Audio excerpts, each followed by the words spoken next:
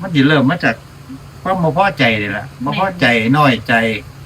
มันก็กลายเป็นอาฆาต แมนค่ะ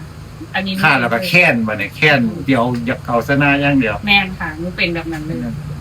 เป็นสุพจน์ส่วนมากมันสิเป็นอาการแล้วจะฮู้แต่ก็ยังดีที่ฮู้กับเฝ้าครับว่าฐานเฮาบ่แน่นเพราะว่าฝึกฐานเนี่ยมันแน่นเพราะมันอันนี้เฮาก็มาอยู่คนเดียว ก่อนนอนก็ได้นั่งอยู่คนเดียว หายใจทิ่มมานะออกก่อนนี่ ทางมันออกนะ เดี๋ยวก็มารับอยู่นี่ล่ะซุมือ สู้มือค่ะ แม่น มันต้องเจอสู้มือ บัดนี้ไปๆมามันสิเริ่มชินแบบบ่ชินนั่นล่ะ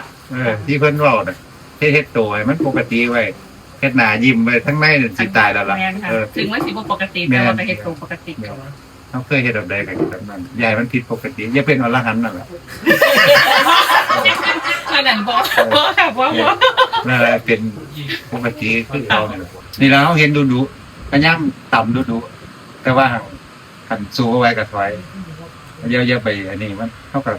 อาศัยชนแบบนี้น่ะอาศัยชนเอาชนแบบดู